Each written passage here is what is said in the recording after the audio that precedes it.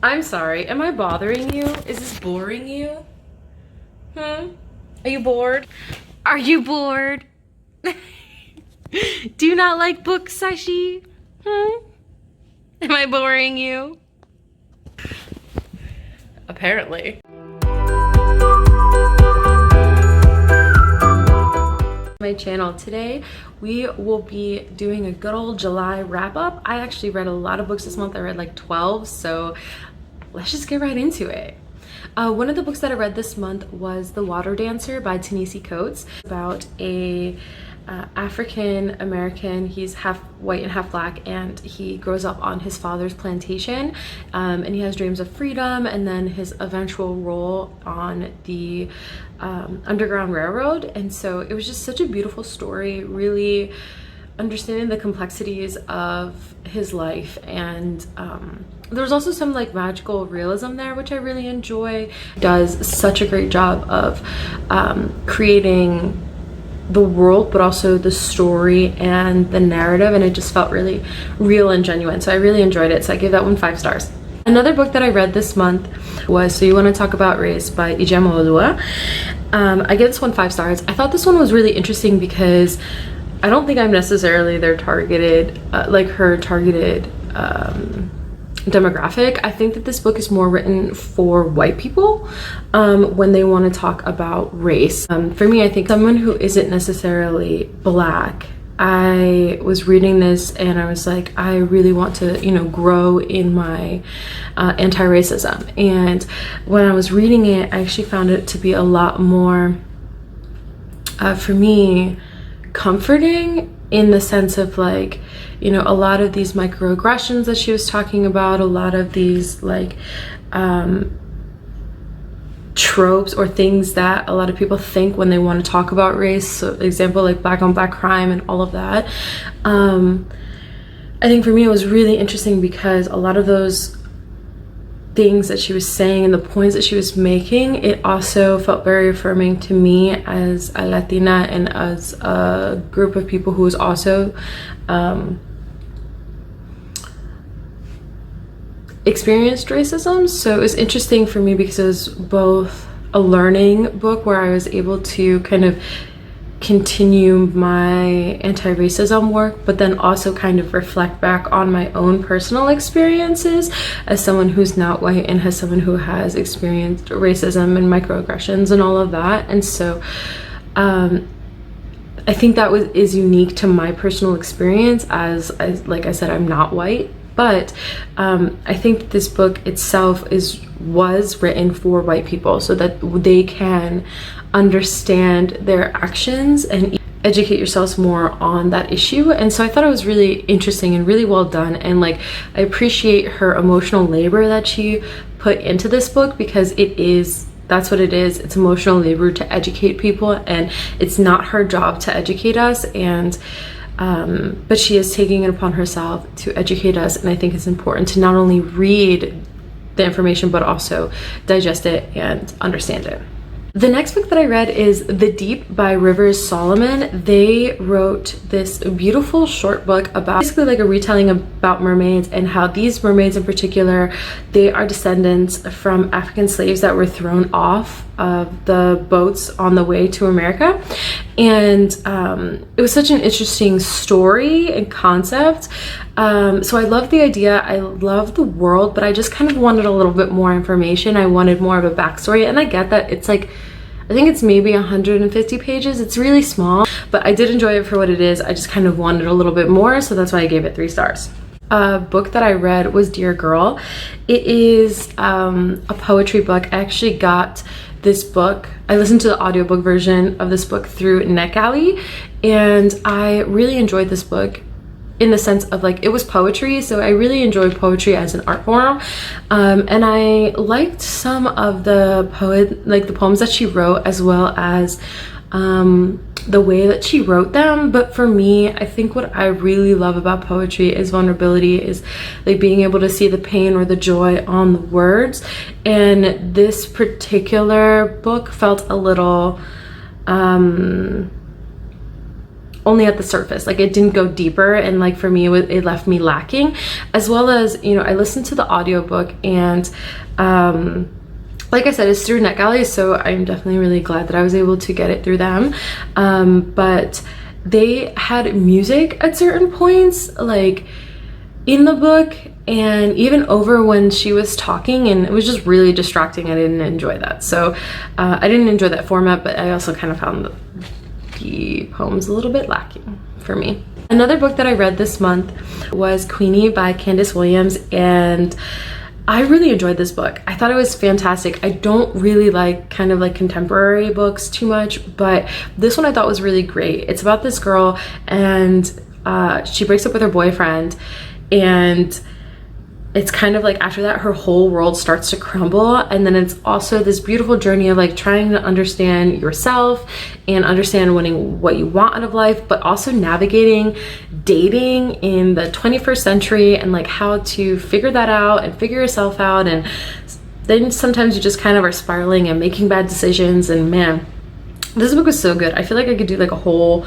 dedicated blog like video to it, because it was just so good. But one of my favorite things that I liked about it was that Queenie felt real. She felt real. It felt genuine. It felt like a real struggle that someone could realistically go through. It was just so well done, and I absolutely loved it. 5 stars all around. A round of applause. It was just excellent. Another book that I read this month was Clap When You Land by Elizabeth Asievo, and I really enjoyed this book. It is a tale of 2 sisters who share the same father, but they didn't know that each other existed until after the father passes. And it's a story about grief and coming to terms with who the person really was, and not this like kind of like person on a pedestal that you thought them to be, or that you kind of want to memorialize through grief. And so in that sense, I really enjoyed it. You know, one of the girls is like from New York, and then the other one lives in the Dominican Republic. So I thought it was really interesting, like an interesting concept, as well as I'm really happy that a book like this exists, talking about grief and you know, what it's like to lose someone, especially for young adults. I think it's like a really isolating experience to lose someone that you love, and having to grieve when many of your friends have never gone through that either. So for me, it's something that I could definitely relate to on that way, but I felt like the characters were a little lacking. I wanted the grieving to feel more real, and maybe that was just a choice because, you know, it is a book for teenagers, but I also just kind of felt like their grieving was told to me and not felt, and so I wish I could have felt that a little bit more. But I'm definitely happy that this book exists and talking about this subject, because it is a really isolating experience, and I think as a child it would have been really nice for me to have. So I gave it 3 stars, or 3.5, but you know, with Goodreads you can't do the 0.5, so I did 3. That I read was Crazy Rich Asians by Kevin Kwan.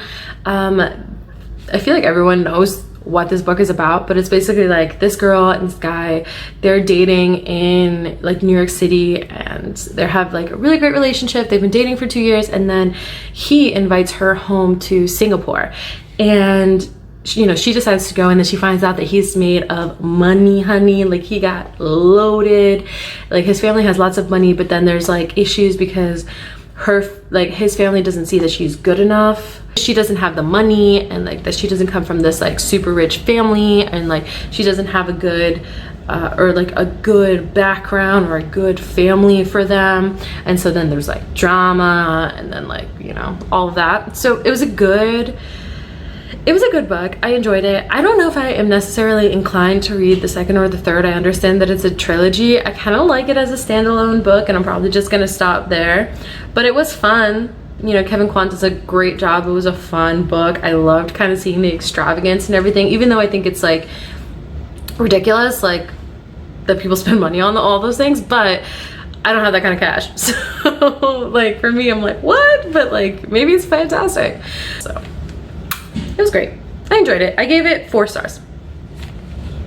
Next book that I read was Helium by Rudy Francisco.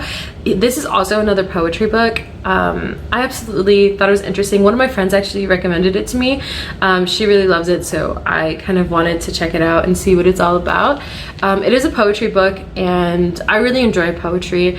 One of the things that I really enjoyed was he kind of did this balance of lyricism, a lot of metaphors, which I really enjoyed because for me it kind of brings poetry to life.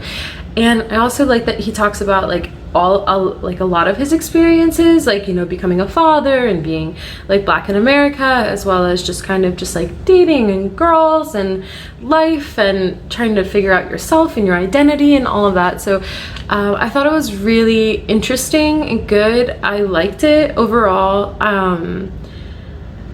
So yeah, I gave it 4 stars. The next book that I read was All Boys Aren't Blue by George M. Johnson.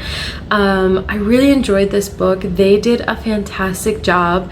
It is their memoir talking about their experiences about being Black and gay and how they navigated their experiences in a world and having to kind of code switch both with their sexual orientation but also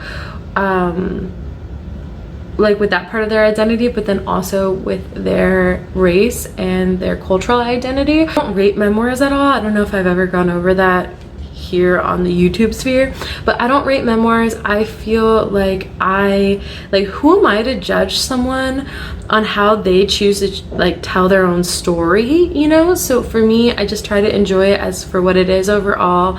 And I feel like I don't have a right to judge it, but I do really recommend this book. The audiobook is fantastic. George reads it themselves and it was beautiful and amazing. I just felt like we were 2 friends like catching up, you know. But I also really enjoyed the fact that this book exists, especially for young LGBTQ plus like kids of color. I think this is something that could be really beautiful and meaningful for them, because it is a YA book, like a YA memoir, and I think that it's just a totally relatable thing and experience. And I'm sure that there's so many like LGBTQ kids of color that are going to read this and are going to love this and feel seen and have that representation, and I think that that's so important. So it was wonderful. Perfect. Thank you again for watching. I hope you enjoyed this content, and I hope you have a great rest of your day. Bye.